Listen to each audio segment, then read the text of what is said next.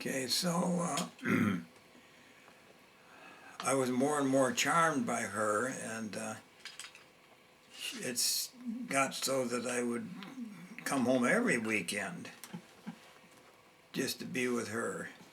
And it got so that in Sunday afternoons we'd take a ride someplace. It was the autumn, so the leaves were beautiful and the countryside was beautiful. And I took her all kinds of places and drove in my brother's farm. We drove clear back to the woods over the cornfield. I loved to drive that car on rough terrain because it rode so nice. And then on taking her home, we started taking a little bit roundabout trips, or they weren't really out of the way, they were just longer to get there. So then I had to tell her that I had signed up in the Navy for the Aviation Cadet Flight Program. And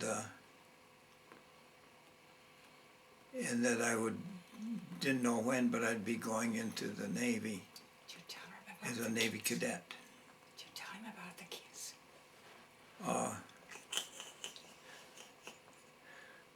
So it was in the spring of '42 that we had a date. This was, I think, our first actual date where I went in the middle of the week. We went someplace. We went to a movie called Eagle Squadron. It was a story of American aviators that joined the Canadian Air Force to fly in World War II because we weren't in the war.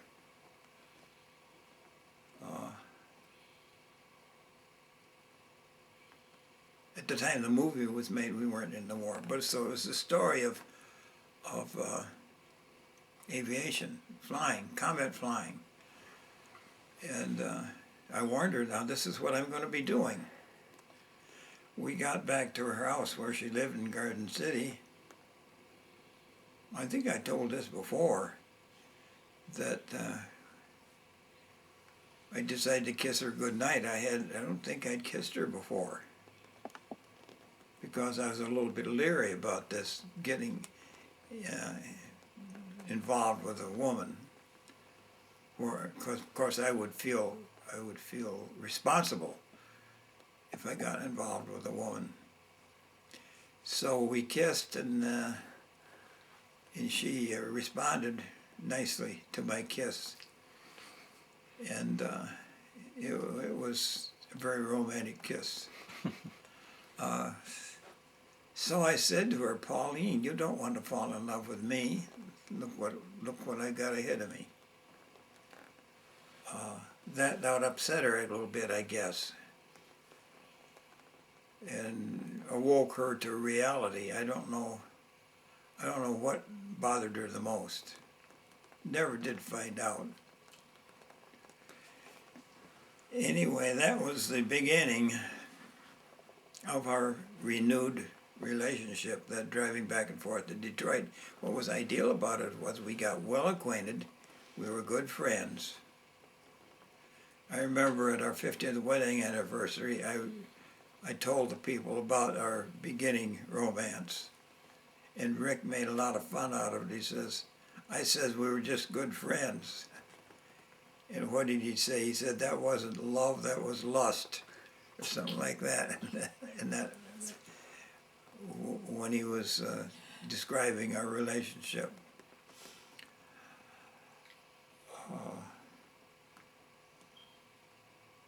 This pretty well ends this part of the story. We'll have to have a different subject. Well, how did you learn how to fly at that point? How did I learn how to fly? Well, when I was a kid on the farm in the long winter evenings, I would make airplanes, cutting up cereal boxes and forming and gluing them in the shape of airplanes. Then a little later I got some real basic model airplanes that flew with a rubber band to run the propeller.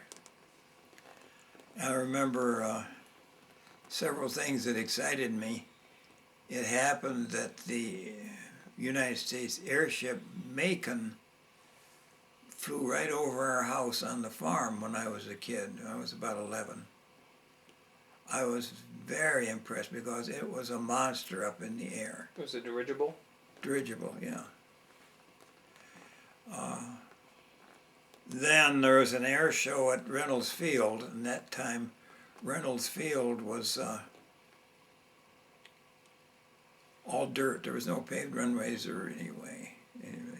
And anyway, Jimmy Doolittle, the great Army pilot, flying probably an F-3B, did a demonstration, and he flew in a vertical bank between the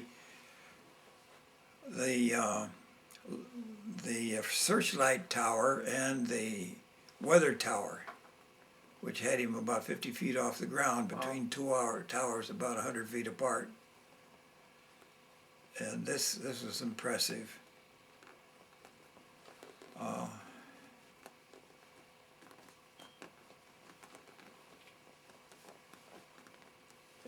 But previous to this, when I was about 8 years old, to my surprise, there was an air show at Reynolds Field. To my surprise, my pa took me to look at the air show, see the air show. And there was a Ford Trimotor there. And he paid for a ride in the Ford Trimotor, and I sat on his lap. That was my first flight in an airplane, a Ford Trimotor. So you see, I sort of worked into this aviation enthusiasm because of the things I saw and enjoyed. So I didn't do any flying until in the spring of '42, April. I went to Florida. I took my friend Bob Warner and his mother to Florida. She'd bought a house in St. Petersburg, Florida. And we were there about 10 days, and we drove the new car.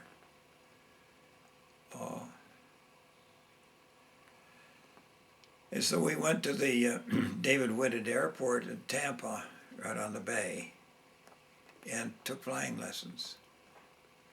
And the bright yellow Piper Cubs, J3 Piper Cubs. And that convinced me that I was adapted to flying, because I caught on quickly. I think I still have my logbook with those flights in it. And then when we got home, Bob Warner and I flew to Marshall, Michigan, at Brooks Field, and took more flight lessons.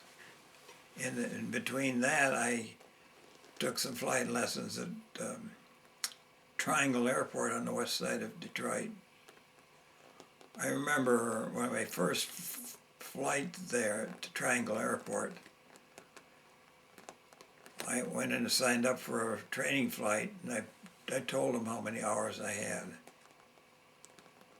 But my instructor was a woman. I sort of balked at this at first. A woman flight instructor? How can this be? But she looked capable and sounded capable, so I got in. But I failed to tell her that I'd never made a takeoff and landing completely by myself. And so she sat in the back seat and I sat in the front seat. And this was a J4 Cub. It had an 85 horsepower engine instead of 65. All I'd flown was 65 horsepower. But 85 horsepower comparatively had a lot more torque. So I started down the runway and the torque got a hold of me, and I was swerving back and forth, finally staggered into the air. And she hadn't said anything, but I looked behind me and she had no control stick. There was a socket in the floor to put the back seat control stick in, but there was no control stick there. She had mislaid it or couldn't find it. So how she landed that airplane, I don't know how she did it, because she didn't trust me then to land it. And I took a couple more lessons there.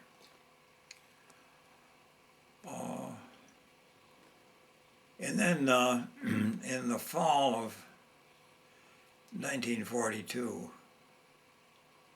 there was no, I was sworn in to the Navy as a naval cadet midshipman, line officer, Why did you choose the Navy over the other services?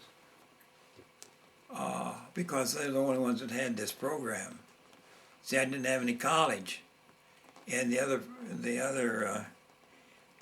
Air Force quite quickly came up with the same sort of a program, but I preferred the Navy anyway. So they're the recruiters. They were the recruiters that came to Royal Oak High School when I was still working at Weltronic. So they were there, and I liked them, and I signed up. But no active duty, no pay, until they finally sent me to Big Rapids, Michigan for civilian pilot training, which was a program I think started by Roosevelt in his first term to train American pilots, because some people envisioned the possibility of Japan becoming an adversary. So I went to Big Rapids, Michigan. All I got was my meals and my quarters and the flight lessons.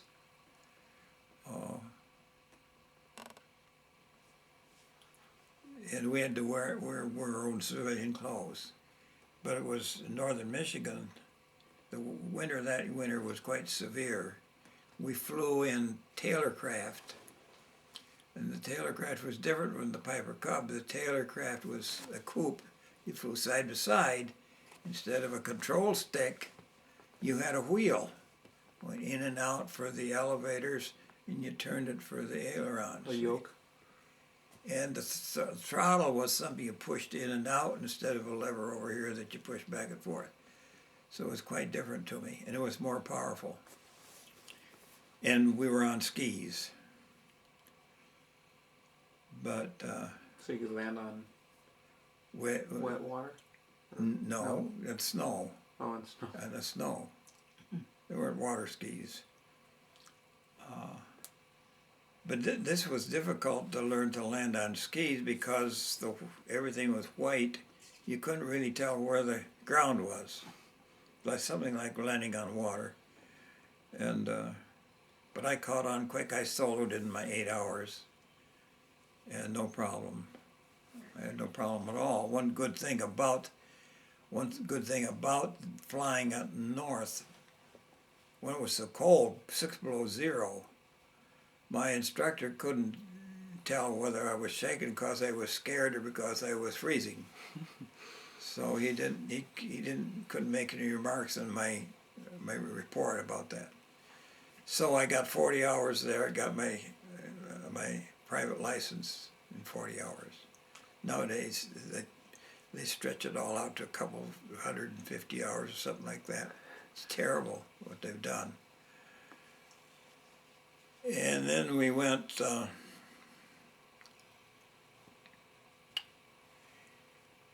When I first went to Big Rapids, I could have my car. And then the Navy came along and said, look, we're sponsoring this program.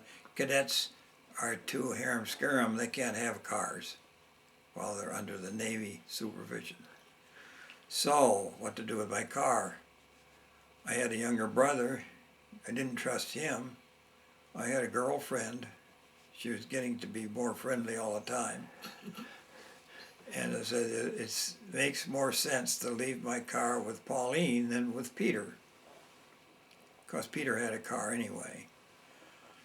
So I got a weekend off to drive down to Spring Arbor and pick up Pauline and go back. I think we made the trip in one weekend, Saturday, Sunday. She came back with me And we said goodbye, and she drove home with my car. I don't know what people thought about that. I never heard any discussion about it. Don't know why. But she had a nice car to drive now. She had her master's degree then from University of Michigan. And I got through high school okay, but no degrees. So I had the money to buy a new car, and she didn't have the money to even begin to buy a new car. But that didn't bother her any, because she ended up with a new car to drive. From Big Rapids, of course, that was into my preliminary flying before I actually went on active duty and went to Minneapolis, Minnesota, at Wold Chamberlain Air Base for primary flight training. I need a little nap, Daddy.